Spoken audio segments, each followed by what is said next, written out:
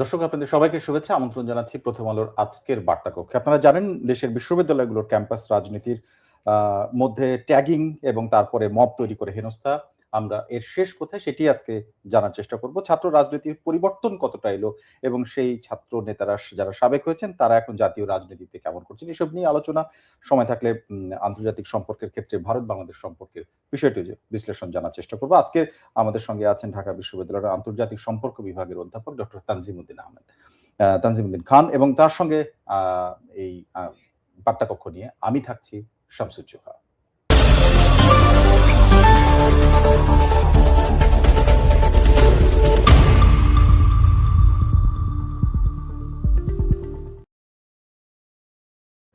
দর্শক চলে যাচ্ছি বার্তা কক্ষের অতিথির কাছে। ঢাকা বিশ্ববিদ্যালয়ের আন্তর্জাতিক বিভাগের অধ্যাপক ডক্টর তানজিমুদ্দিন খান, আপনাকে স্বাগত। ধন্যবাদ। প্রথমে আমি যেটি বলছিলাম সেটি হচ্ছে যে প্রথমে ট্যাগ করা, তারপরে নির্যাতন, এবং বলা যায় যে অন্তর্বর্তীকালে এটি ব্যাপকভাবে শুরু হয় এবং এটা ঢাকা বিশ্ববিদ্যালয় থেকেই শুরু হয়। এটিও মোটামুটি প্রতিষ্ঠিত। এখন এই ধারাবাহিকতা চলবে কিনা, আমি সম্প্রতি দেশের পাবলিক বিশ্ববিদ্যালয়গুলোর ক্ষেত্রে ঢাকা বিশ্ববিদ্যালয়ের একটা রিপোর্ট হয়েছে, প্রথম আলো আপনি নিশ্চয়ই লক্ষ্য করেছেন। চট্টগ্রাম বিশ্ববিদ্যালয়েরও রিপোর্ট হয়েছে, সেখানে বলা হচ্ছে যে শিক্ষক হেনস্থা, মারামারি, ভাঙচুর, সহিংসতা এই ক্যাটাগরিতে অন্তত ১৩টি অভিযোগ উঠে এসেছে এবং যেখানে ছাত্র দল এবং ছাত্র শিবিরের নেতাকর্মীদের নাম উঠে এসেছে। আগে অন্যদের নাম উঠে আসতো, এখন তাদের নাম উঠে আসছে। এই যে পরিস্থিতিটা, এইটা আসলে নিয়ন্ত্রণ করা যাচ্ছে না কেন? পরিবর্তন তো হওয়ার কথা, ২৪-এর রাজনীতির পরে বলছি যে এখনকার যে সময়টা। মানে এটা পরিবর্তন করা একটা আভাস তো আমরা দেখেছিলাম, পরিবর্তিত হওয়ার একটা আভাস। পার্টিকুলারলি জুলাই যে গণঅভ্যুত্থান, সেটার মধ্য দিয়ে এরকম একটা আভাস ছিল। বিশেষ করে একটা যে ন্যাশনাল ইউনিটি তৈরি হয়েছিল, সব ধরনের রাজনৈতিক বিভেদ ভুলে মানুষ গণঅভ্যুত্থানে অংশগ্রহণ করেছিল। সেখান থেকে এরকম একটা সম্ভাবনা তৈরি হয়েছিল যে বোধহয় এখানে রাজনৈতিক পরিবর্তন আসলে রাজনৈতিক সংস্কৃতিরও পরিবর্তন আসবে। দিনের শেষে আমরা আসলে এই পরিবর্তনটা দেখলাম না, এবং না দেখার রিজনটাও কিন্তু রাজনীতি। মানে এটাকে রাজনীতি বলবো নাকি অপরাজনীতি বলবো সেটা প্রশ্ন সাপেক্ষ। দুটা যে রাজনীতি না এটা নিশ্চিত, কেননা এই যে ট্যাগিং এর রাজনীতি আগে যেমন ছিল সেটাও এখন ভিন্ন নামে এসছে।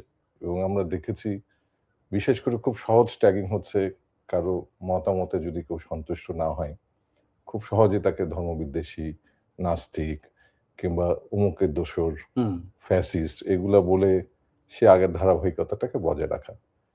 এটার কারণটা হচ্ছে আসলে মূলত যারা বিশ্ববিদ্যালয়ের পরিচালনায় এসছেন এই ৫ই আগস্ট পরবর্তী সময়ে, তাদের ক্ষেত্রেও দেখা গেছে যে হ্যাঁ, অনেক সময় সিভিটা অনেক গুরুত্বপূর্ণ হয়েছে, কিন্তু রাজনৈতিক মতাদর্শের ক্ষেত্রেও দেখা যাচ্ছে আগের সময়েরই অনেক ক্ষেত্রে ধারাবাহিকতা এবং কোন একটা দলের আধিপত্যটা অনেক বেশি ছিল এবং ওই মতাদর্শিক যে অবস্থানের একটা প্রতিফলন আমরা এই ট্যাগিং এর মধ্য দিয়ে দেখেছি, এবং যার ফলে যেটার চূড়ান্ত প্রকাশ আমরা ঢাকা বিশ্ববিদ্যালয়ে দেখেছি, আমরা রাজশাহী বিশ্ববিদ্যালয়ে দেখেছি। এবং রাজশাহী বিশ্ববিদ্যালয়ে বিশেষ করে যারা নির্বাচিত প্রতিনিধি শিক্ষার্থীদের, তাদের আচরণগত শব্দগত যে ব্যবহার, আমি জানি না আসলে এটা আসলে কোনো শিক্ষার্থীর সাথে যায় কিনা, কিংবা ঢাকা বিশ্ববিদ্যালয়ের ক্ষেত্রেও যারা নির্বাচিত হয়েছেন তারা লাঠি সোটা নিয়ে যে কাজটা আসলে প্রক্টরিয়াল টিমের করার কথা, সেই কাজটা যখন শিক্ষার্থীরা করেন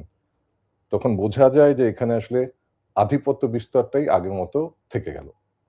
খুবই নাম বদল হলো, কিন্তু ক্যাম্পাসে আধিপত্য বিস্তার, এবং বিশেষ করে যারা এই আধিপত্য বিস্তার করতে সমর্থ হলো তাদের অবস্থানটা কিন্তু আগে থেকেই শক্তিশালী ছিল ক্যাম্পাসে। বিশেষ করে ওই যে গুপ্ত সুপ্তের বিষয়টা যখন আসে, ওই পলিটিক্যাল নেটওয়ার্কটা কিন্তু আগে থেকেই ছিল, যার ফলে তাদের একটা কাঠামোগত অবস্থান, তার সাথে এই যে নির্বাচন, শিক্ষার্থী সংসদে সবকিছু মিলিয়ে তারা রাজনৈতিকভাবে আরো শক্তিশালী হয়েছে, এবং শক্তিশালী হয়ে ওই আধিপত্যটার বজায় রাখতে গিয়ে বিভক্তি রাজনীতি, এবং বিভক্তিটাই খুব সহজ হয় ট্যাগিং। কিন্তু এই সময়ে আরো বেশি স্পর্শকাতর হয়েছে তখন স্বাধীনতা যুদ্ধ, মুক্তিযুদ্ধের চেতনা, সেটাকে ঘিরে।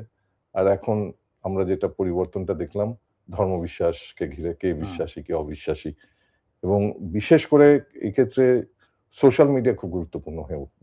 এবং সোশ্যাল মিডিয়াতে আমরা এই যে বট বাহিনীর কথা জানি, তার মধ্য দিয়ে ভিত্তিহীন ভাবেও যদি কাউকে আপনার এরকম ট্যাগিং করে দেওয়া হয়, একেবারে লাইফ থ্রেটেনিং একটা টার্গেট জীবন। প্রথমে করতে হ্যাঁ, পারলে তারপর এবং এটা খুবই, আমি নিজেও কিন্তু অনলাইনে ভয়ঙ্করভাবে এগুলো শিকার হয়েছি, যে আমি হাজার হাজার কোটি টাকার মালিক হয়েছি কোনো তথ্য ছাড়া, কোনো এমনকি এই সব কাজে শুধু সোশ্যাল মিডিয়া না, কিছু কিছু মিডিয়া, কিছু একটা মিডিয়াকে তো আমি নামই দিয়ে দিয়েছিলাম দ্য ডেইলি ইউজিসি, মানে ভিত্তিহীন ভাবে। এবং আমাদের ইউজিসির মধ্যে যারা অফিসিয়াল ছিলেন তারাই বিভিন্ন রকম ভাবে তথ্য পাচার করতেন, অফিসিয়াল চিঠি দিয়ে দিতেন, সেগুলাকে তারা নিজের মতো করে নিউজ তৈরি করে সামনে নিয়ে আসতেন, সেগুলাকেই আবার বট বাহিনী ব্যবহার করতো অনলাইন। এবং একটা খুব বড় বৈশিষ্ট্য এবার, সামাজিকভাবে যাদের গ্রহণযোগ্যতা আছে এরকম মানুষগুলাকে অনেক সময় লক্ষ্যবস্তুতে পরিণত করেছে, এবং তাদের চরিত্র হনন, এবং এই চরিত্র হননের মধ্য দিয়ে যে কাজটা হয়, যেটা আগে ছাত্রলীগ করেছে, ডিহিউম্যানাইজেশন, বিমানবিকরণ। আমি যে একটা মানুষ কিংবা অন্য একজনের মানুষ, তার পরিবার আছে, তার একটা মনুষ্যত্বের পরিচয় আছে, সেগুলা কিন্তু ভুলিয়ে দেয় এই ধরনের ট্যাগিং। কাউকে যদি হঠাৎ করে নাস্তিক বলা হয়, চূড়ান্ত একটা এবং ব্যাপার একেবারেই জীবনটাকে ঝুঁকির মধ্যে ফেলে দেওয়া হয়। এবং সবচেয়ে দুঃখজনক হচ্ছে এই বিশ্ববিদ্যালয়গুলোর কিছু ফেসবুক গ্রুপ আছে, যে ফেসবুক গ্রুপে দেখা যাচ্ছে কোনো ভাইস চ্যান্সেলর মহোদয়রা এই ফেসবুক গ্রুপে আছেন, এবং সেই ফেসবুক গ্রুপে যেভাবে ট্যাগিং করা হয় এবং বিশেষ করে নারী শিক্ষার্থীদেরকে যেভাবে আক্রমণ করা হয়, তখন ওগুলো দেখলে আমার খুব মানে লজ্জা হয় যে আমি ঢাকা বিশ্ববিদ্যালয়ের শিক্ষক এবং এরা আমাদের শিক্ষার্থী। এটা আপনি একটা দিকের কথা বলছেন যে অনলাইনে হেনস্থা, কিন্তু আমরা যেটা দেখছি যে একেবারে শারীরিকভাবে হেনস্থা, ক্যাম্পাসের মধ্যে আক্রমণ করে বসা, গালাগালি, হাতাহাতি, এই বিষয়গুলো। সবশেষ আপনি রাজশাহী বিশ্ববিদ্যালয়ের কথা উল্লেখ করেছেন। সেখানে দেখা গেছে যে এক ধরনের হইচই তৈরি হয়েছে, সেটা গণমাধ্যমে হয়েছে, সরাসরি হয়েছে। নিজে পদত্যাগের চিঠি, শিক্ষকদের পদত্যাগের চিঠি লিখে নিয়ে করা। পদত্যাগের তো একটা প্রক্রিয়া আছে, সেই সমস্ত ভেঙে ফেলে সামনে চলে আসা।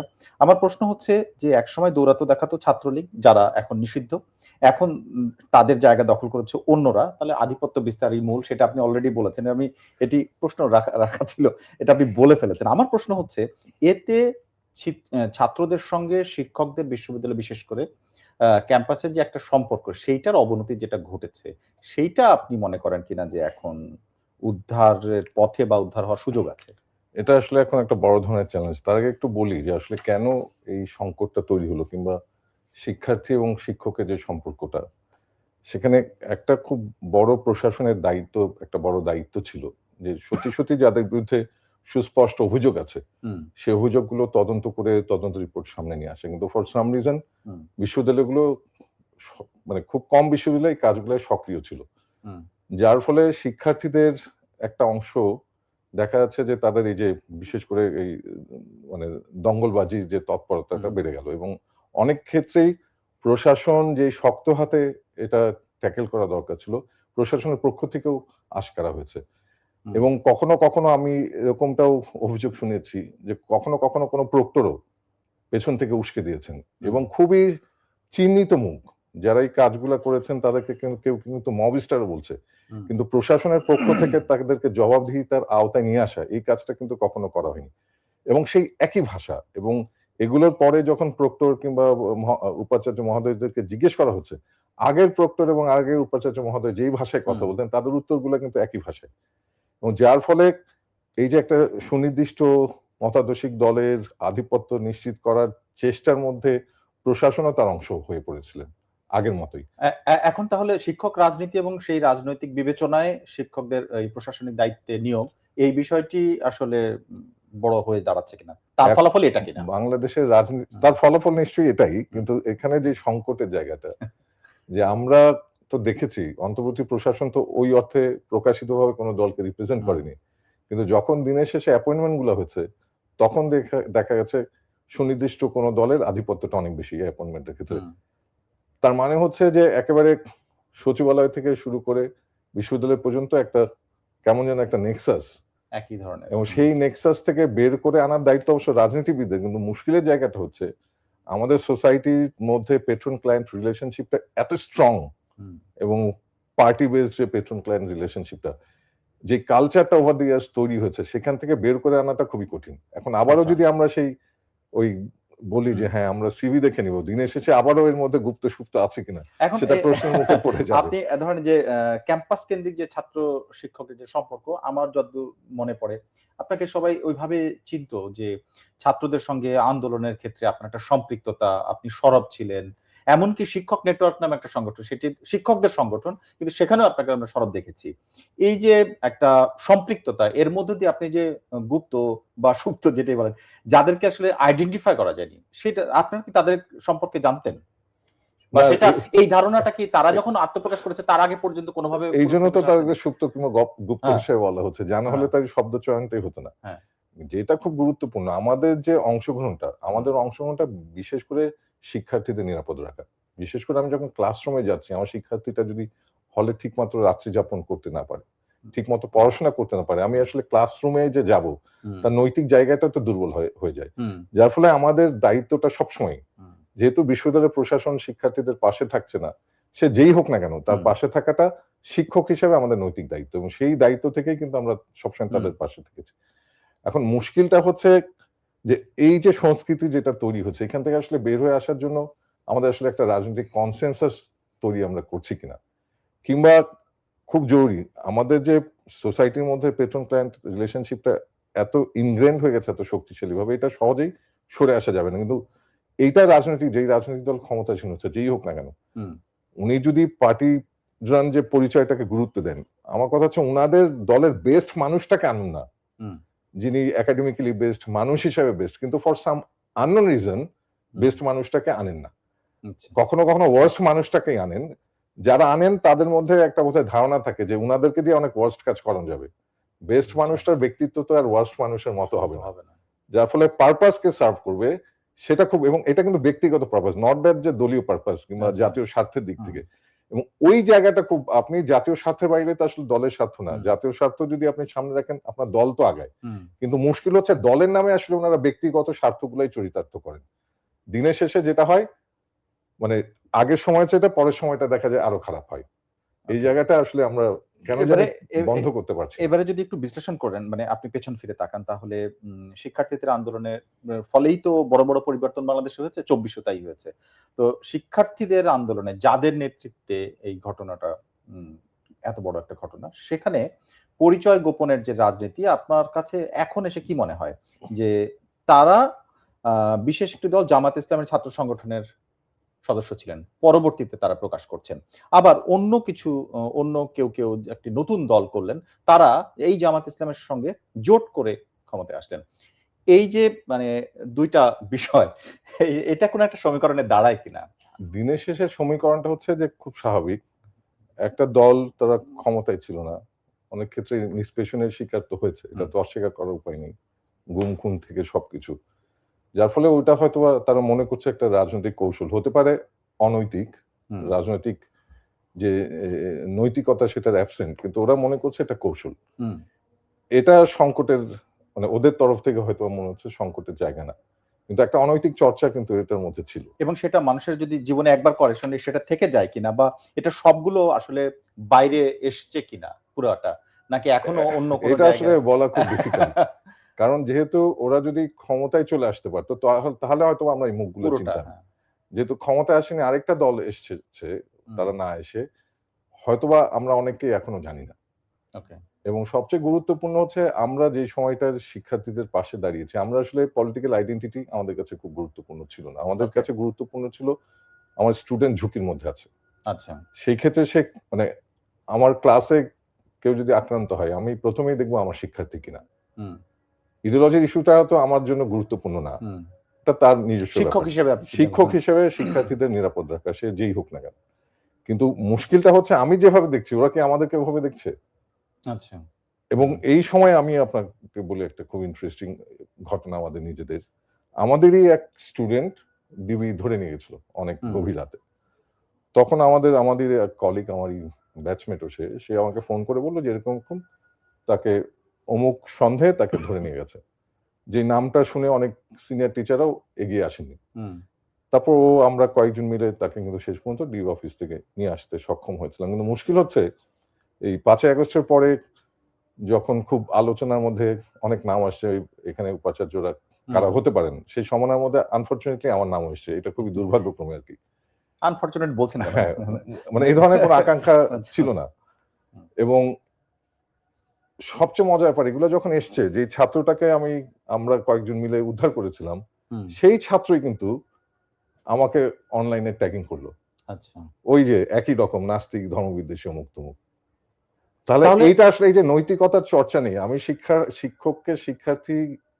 শিক্ষক হিসেবে শিক্ষার্থীকে আমি যেভাবে দেখছি, উনি সেভাবে শিক্ষার্থী দেখেন। কিন্তু তার মতাদর্শিক জায়গা থেকে হুম, আমাকে কিন্তু ইউ ভার্সেস মি, হুম।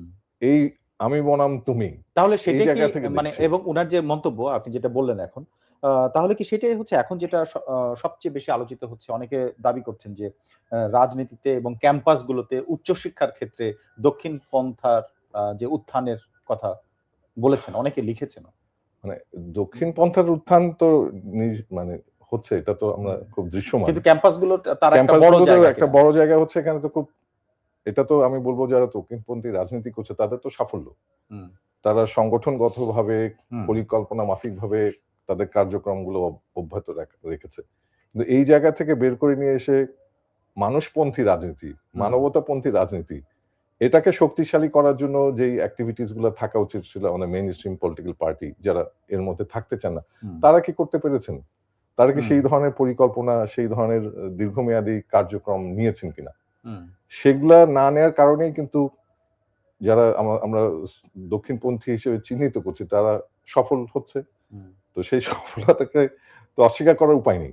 কিন্তু গুরুত্বপূর্ণ হচ্ছে তার বিপরীতে যারা এই রাজনীতি চান না, মানুষপন্থী, মানবতা পক্ষে যারা কাজ করতে চান, তারা আসলে কি করলেন? হুম, এখন এই যে শূন্যতা, সেই শূন্যতায় তো খুব স্বাভাবিকভাবেই হুম। ওই রাজনীতিটা শক্তিশালী হবে এবং ক্যাম্পাসগুলার ক্ষেত্রে এটা তো আরো বেশি সত্যি। আমরা এতক্ষণ পর্যন্ত যেগুলো আলাপ করেছি অধিকাংশ পাবলিক বিশ্ববিদ্যালয়। আ আপনার ধারণা হয় কিনা যে প্রাইভেট এবং গুরুত্বপূর্ণ বিশেষ করে ঢাকা কেন্দ্রিক যেগুলো সেগুলোর অবস্থা প্রায় একই রকমই। মানে খুব যে আলাদা খুব যে আলাদা তা না। তেমন কিছু না। হুম, কারণ ছাত্রদের চরিত্রও একই রকম। এখানকার শিক্ষকরাও হুম, ওখানে যান এক হুম, ধরনের আ উম মানে সারা দেশের চিত্র প্রায় এরকম আমরা ধরে হুম, নিতে পারি আপনার কাছ থেকে যেরকম শুনছিলাম। আমার প্রশ্ন হচ্ছে, এই যে আপনি বলছিলেন কথা বলতে যে আমরা বিশ্ববিদ্যালয়ের যখন ভিসির নাম আসছিল দুর্ভাগ্যজনকভাবে আমার নাম ছিল। আপনি এটাকে দুর্ভাগ্যজনক মনে করছেন। কিন্তু সেখানে যদি আসলে যোগ্য মানুষ নাই যান, কেউ যেতে না চান, তাহলে অযোগ্যরাই সেইখানে যাবেন এবং পরিবেশটা এরকমই থেকে যাবে। সেটাই হয় কিনা? এবং তার সাথে একটা প্রাসঙ্গিক প্রশ্ন, বিশ্ববিদ্যালয় মঞ্জুরি কমিশনে আপনি জয়েন করেছিলেন কিন্তু আপনি টেনিউর শেষ না করে চলে এসেছেন। সেটাই বা কেন? মূল বিষয় হচ্ছে কি ধরেন এই গত ৫০-৫২ বছরে হুম, কাঠামোগতভাবে যে বিকাশ হয়েছে সব হুম, প্রতিষ্ঠানের, তাতে আপনি একা গিয়ে আসলে কোন পরিবর্তন আনতে পারবেন না। ওই কাঠামোরই পার্ট হতে হবে। হুম, এখন ওই কাঠামোর পার্ট হিসেবে আপনার আসলে ওই দায়টা নিবেন কিনা? হুম। দায়টা নিতে না চাইলে আসলে আপনি চেষ্টা করে যখন পারছেন ইটস বেটার টু কুইট। তো আমার ক্ষেত্রেও আপনার পরিস্থিতি তো তাই। সেটাই এবং বিশেষ করে মানে আমাদের চেষ্টা কিছু ছিল যেটা আমরা কিছু পরিবর্তন এনেছি ডে টু ডে ম্যানেজমেন্ট এর ক্ষেত্রে। হুম, কিন্তু কাঠামোগত পরিবর্তনের জন্য যেই ধরনের সময় এবং যে ধরনের সমর্থন দরকার হুম, সামগ্রিকভাবে, বিশেষ করে রাজনৈতিক নেতৃবৃন্দ থেকে, সেইটা কিন্তু আসলে অনুপস্থিত ছিল। উপরন্তু এই বিশেষ করে ৫ই আগস্টের পরের যে সময়কালটা খুবই অস্থির এবং অস্থিতিশীল সময়। হুম। যার ফলে পলিসি মেকিং এর ক্ষেত্রে আমাদের যত ধরনের মনোযোগ থাকা উচিত ছিল, সেই মনোযোগের চাইতে আমাদের কিন্তু ডে টু ডে ম্যানেজমেন্টে অনেক বেশি মনোযোগী হতে হয়েছে। আচ্ছা। যার ফলে কাঠামোগত যে কিছু মৌলিক পরিবর্তন দরকার ছিল, সেই পরিবর্তনগুলোও কিন্তু আমরা আনতে পারিনি। বিশেষ করে আমি আমার এই অভিজ্ঞতা থেকে অন্তত এটা বলতে পারি। এবং ফায়েজ স্যার, এস এম এ ফায়েজ হুম, যিনি আমাদের মাননীয় চেয়ারম্যান ছিলেন, উনার নেতৃত্বে কিন্তু আমরা বেশ কিছু পরিবর্তন যেটা আসলে ডে টু ডে ম্যানেজমেন্টটাকে আমাদের অনেক স্মুথ করেছে অনেক ক্ষেত্রেই। হুম, বেশ কিছু পরিবর্তন আমরা এনেছি। কিন্তু মুশকিলটা হচ্ছে পলিসি মেকিং বিশেষ করে মানে ইউজিসির যে পোটেনশিয়াল, হুম, বিশেষ করে বিশ্ববিদ্যালয়ের ম্যানেজমেন্ট করার ক্ষেত্রে, এটা কিন্তু হিউজ। মানে অনেক হুম। সীমাবদ্ধতা থাকার পরেও। কিন্তু মুশকিলটা হচ্ছে সেই ক্ষেত্রে ইউজিসির প্রতিষ্ঠানগত রিফর্ম খুব জরুরি। হুম। এখন প্রতিষ্ঠানগত মানে রিফর্মের জন্য ইউজিসি সহযোগিতা করার আগে ইউজিসিরই রিফর্ম দরকার। এটা হ্যাঁ, বলছেন আপনি। আচ্ছা। নিশ্চিতভাবে। মানে ইউনিভার্সিটি গ্র্যান্টস কমিশনের রিফর্ম ছাড়া হুম, এবং ইউনিভার্সিটি গ্র্যান্টস কমিশন যদি সক্রিয় হয় এবং তার যে ডিউ রোলটা যদি সে নিশ্চিত করতে পারে, হুম, তাহলে বিশ্ববিদ্যালয়গুলোকে পরিবর্তন করা খুব কঠিন কাজ না। তার সাথে গুরুত্বপূর্ণ হচ্ছে যারা বিশ্ববিদ্যালয়ের দায়িত্বে আসছেন, হুম, উপাচার্যবৃন্দরা। ওরকম মানুষকেই দেয়া। এবং আমি যখন উপাচার্য নিয়োগ দিচ্ছি, আমি কি জিজ্ঞেস করছি আপনি যে এই বিশ্ববিদ্যালয়ে আগামী 4 বছর কাজ করবেন, আপনার পরিকল্পনাটা কি? হুম, আসলে কিসের ভিত্তিতে আমি আসলে উনি উপাচার্য হিসেবে দায়িত্ব দিয়েছি? কখনো উনার সিভি দেখছি, কিন্তু সিভি দেখা কি এনাফ? উনি হুম, যেই বিশ্ববিদ্যালয়ে যাচ্ছেন, ওই বিশ্ববিদ্যালয়ের সাথে উনি অ্যাটাচমেন্ট ফিল করছেন কিনা? কিংবা ওই বিশ্ববিদ্যালয় নিয়ে আগামী 4 বছর কি করবেন? হুম, বিশ্ববিদ্যালয়ে কি পরিস্থিতি আছে উনি হোমওয়ার্ক করেছেন কিনা?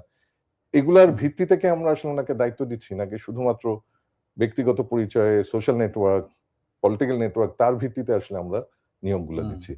তার মানে বিশ্ববিদ্যালয়ের এই যে এই জায়গাগুলা তো আসলে কাঠামোগত পরিবর্তন। আমি সার্চ কমিটি করছি, কিন্তু আমি আসলে এটা মানে কথা এবং কাজের মধ্যে সম্মিলন ঘটাতে পারছি কিনা সার্চ কমিটির মধ্য দিয়ে। হুম। সেটা খুব জরুরি।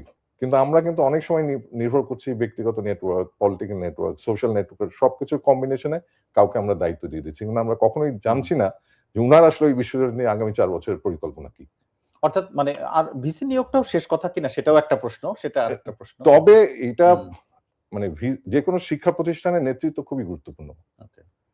মানে নেতৃত্ব যদি খুব মানসিকভাবে শক্তিশালী হয়, প্রশাসনিকভাবে দক্ষ হয়, বিশ্ববিদ্যালয়কে পরিবর্তন করাটা খুব একটা হুম, কষ্টের কাজ না। এবং তার যদি ব্যক্তিগত কোনো এজেন্ডা না থাকে, মুশকিল হয়ে যায় যে প্রতিষ্ঠানগত এজেন্ডার চাইতে ব্যক্তিগত এজেন্ডাটা গুরুত্ব পায়। হুম, এবং আমার অভিজ্ঞতায় দেখেছি যে বিশ্ববিদ্যালয়ে যখন অ্যাপয়েন্টেড হন একজন ভিসি মহোদয়, অ্যাপয়েন্টেড হওয়ার পরে উনি বিশ্ববিদ্যালয়ের মৌলিক সমস্যাগুলা সমাধানের চাইতে উনার কাছে গুরুত্বপূর্ণ হয়ে যায় ৩য় ৪র্থ শ্রেণীর কর্মচারীর নিয়োগ। হুম, শিক্ষক নিয়োগের চাইতে ওদিকে অনেক সময় অনেক বেশি মনোযোগ থাকে। আরেকটা খুব গুরুত্বপূর্ণ project, development hmm. Project construction. এটা একটা অদ্ভুত ব্যাপার। রাজনীতিবিদদের মতোই অনেকটা। হ্যাঁ, হুম, কনস্ট্রাকশন হুম, এবং ইউনিভার্সিটির প্ল্যানিং ডিভিশন, মন্ত্রণালয়ের প্ল্যানিং ডিভিশন সবকিছু মিলে একটা বন্ধন আছে শক্তিশালী। হুম, এবং ওইটাই উনাদের, কিন্তু দেখা যাচ্ছে উনারা একটা প্রজেক্ট নিচ্ছেন। সেই প্রজেক্টে দেখা যাচ্ছে যে বিশ্ববিদ্যালয়ের প্রজেক্ট লাইব্রেরি কম্পোনেন্ট নাই। হুম, কিংবা আরো ইন্টারেস্টিং হচ্ছে যখন প্রজেক্টের কাজ শুরু হয়, একটা ইউনিভার্সিটি, এবং এটাও তো একটা খুব দুঃখজনক ঘটনা যে কোনো ইউনিভার্সিটির অবকাঠামো ছাড়াই ২০০৮ সালের পর থেকে প্রায় বোধহয় ২৬ টা ইউনিভার্সিটি, আমি যদি ভুল না করি, নাম্বারটা হেরফের হতে পারে। হুম। কোন অবকাঠামো ছাড়াই এখন ২৩ টা ইউনিভার্সিটি ভাড়ায় চলছে। ভাড়া বাড়ি কিন্তু পাবলিক বিশ্ববিদ্যালয়। হুম, বিশ্ববিদ্যালয়ে। এবং ওই যে আমরা বলি হুম, গণরুম, হুম, এগুলো যে অবস্থায় শিক্ষকরা থাকেন, যে অবস্থায় শিক্ষকরা বসেন অফিসে হুম। তাদের, ওগুলা গণরুম ছাড়া কিছু না। ছাত্ররা না, শিক্ষকরা, শিক্ষকরা। আমি ছাত্রদের কথা বাদ হ্যাঁ, দিলাম। ছাত্রদের কাছ থেকে শুনতে হয় যে ওরা প্র্যাকটিক্যাল করে, থিওরিটিক্যালি প্র্যাকটিক্যাল করে। হুম, মানে ল্যাবের অবস্থা নাই আসলে। তো এখন হচ্ছে যখন অবকাঠামোর ইস্যুটা আসে, যে যখন ডেভেলপমেন্ট প্রজেক্ট পাস হয়, কনস্ট্রাকশন শুরু হয়, ফর সাম আননোন রিজন মূল কাজটা হবে, প্রথম কাজটা হবে অ্যাডমিনিস্ট্রেটিভ বিল্ডিং, একাডেমিক বিল্ডিং। হুম, এবং দেখা যাচ্ছে কন্ট্রাক্টর এই ২ টা কাজ সবার শেষে করবে। হুম। সবার আগে অপ্রয়োজনীয় যে কম্পোনেন্ট ওগুলো করুন। সেগুলো সুইমিং পুল, হুম, যেটা পরে করলে হবে, কিন্তু ওই কাজটা আগে করে। এইজন্য করে, যদি সংশোধন হয় হুম। ডিপিপিটা, সংশোধন হলে সাধারণত দেখা যায় যেগুলো ওগুলো বাদ অপ্রয়োজনীয় দিবে। ওগুলো বাদ দিবে। এখন ওই কাজগুলো আগে করে রাখলে আপনি তো একাডেমিক বিল্ডিং আর হ্যাঁ, প্রশাসনিক বিল্ডিং তো বাদ দিতে পারছেন না। হুম, অদ্ভুত একটা বন্ধন এগুলাকে হুম। ঘিরে থাকে। অর্থাৎ মানে প্রশাসনিক কাজ, ছাত্র শিক্ষক সম্পর্ক বা রাজনৈতিক সম্পর্ক এই সমস্ত আলোচনার আগে আসলে নির্মাণ কাজ নিয়ে ব্যস্ত অনেক ব্যস্ত বিশ্ববিদ্যালয়গুলো। হয়ে পড়েন অনেকেই।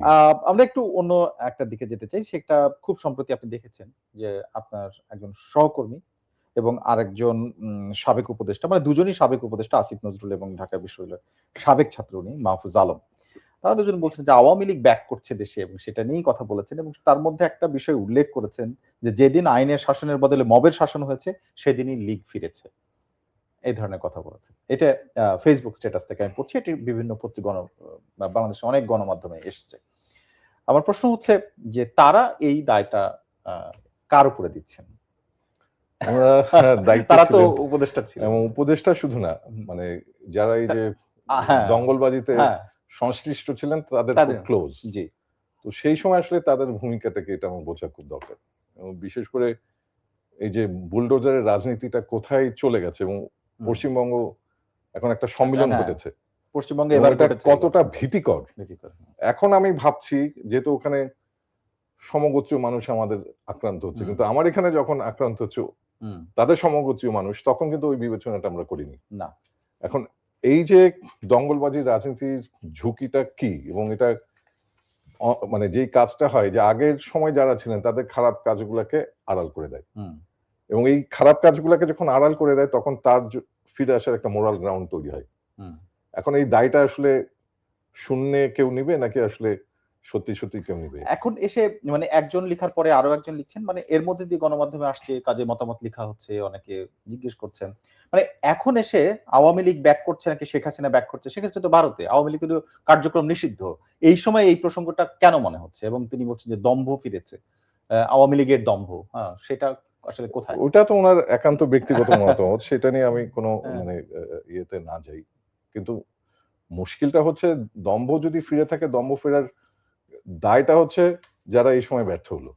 হুম, যেই স্বপ্ন মানুষ দেখেছে হুম, কিংবা যেই মানে সবচেয়ে বড় যে সংকটটা ছিল সবকিছুর ক্ষমতা কেন্দ্রিকতা। সবকিছুর এক ব্যক্তি কেন্দ্রিকতা। এখন সেই রাজনৈতিক সংস্কৃতির আমরা আসলে পরিবর্তন আনতে পেরেছি কিনা এবং আমরা ৫ই আগস্ট পরবর্তীতে আমরা রাজনৈতিক বিকাশ দেখলাম কিছু দলের।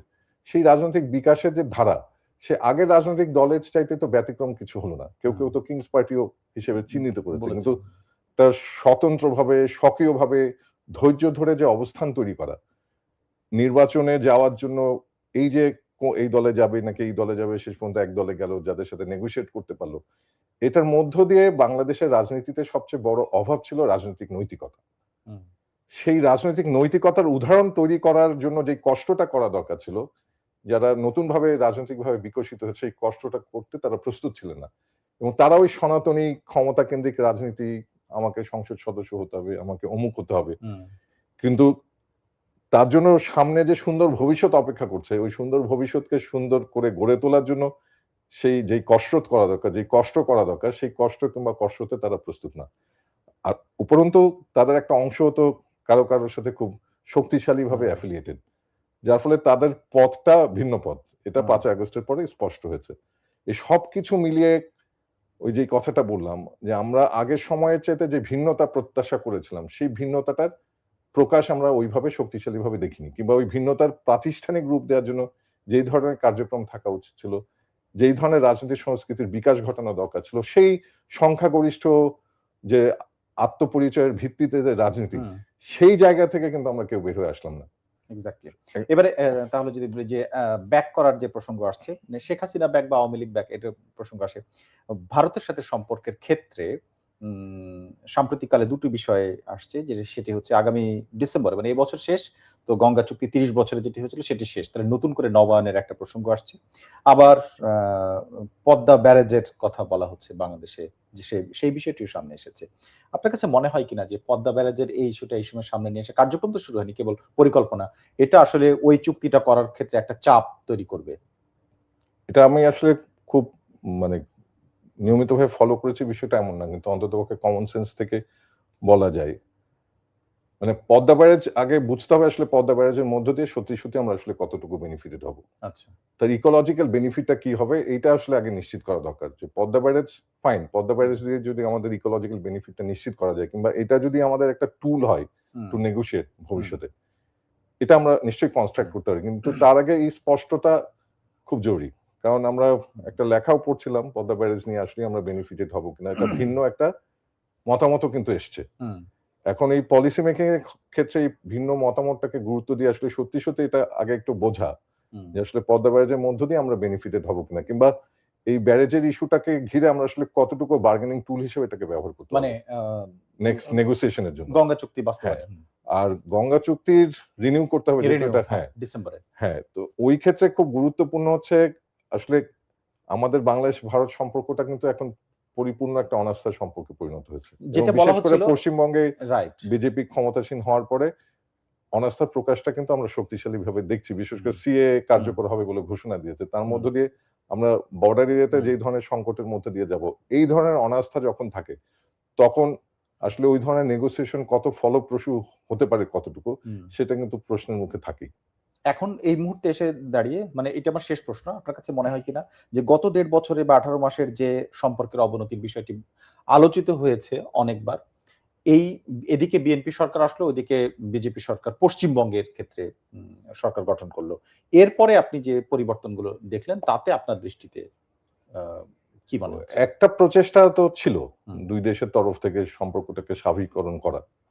এবং ক্রিকেটকে ঘিরেও আমরা দেখলাম বেশ হুম, কিছু পরিবর্তন। কিন্তু মুশকিলটা হচ্ছে মানে ভারতের যে অভ্যন্তরীণ রাজনীতির যে চরিত্র কিংবা বৈশিষ্ট্য দাঁড়িয়েছে, বিশেষ করে এই যে পরিচয় রাজনীতি যে শক্তিশালী হুম। অবস্থান তৈরি করেছে, এবং বাংলাদেশের ক্ষেত্রেও অভ্যন্তরীণ রাজনীতিও যদি আমরা খেয়াল করি, এই সংখ্যাগরিষ্ঠের যে রাজনীতি, সেটার মধ্য দিয়ে এই যে কম্পালশনটা ডোমেস্টিক পলিটিক্স এর, এটা আসলে ফরেন পলিসিতে কিভাবে রিফ্লেক্ট হবে, পজিটিভলি না নেগেটিভলি? এবং আপাত দৃষ্টিতে এভাবে মনে হচ্ছে যে এটা আসলে নেগেটিভলি এটার একটা ইম্প্যাক্ট তৈরি হবে।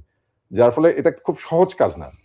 এখন এই ২ দেশের কূটনৈতিকদের মানে কতটা দক্ষভাবে এটাকে ট্যাকেল করতে পারবেন, কিংবা যারা কূটনৈতিক আছেন তারা আসলে কতটুকু অটোনমি এনজয় করছেন ফরেন পলিসি মেকিং এর ক্ষেত্রে কিংবা ফরেন পলিসি ইমপ্লিমেন্ট করার ক্ষেত্রে, তার উপর নির্ভর করছে। এখন ভারতের গণতন্ত্র যেটা বলি সো কল্ড, সেখানেও কিন্তু ভয়ংকরভাবে মোদি কেন্দ্রিক।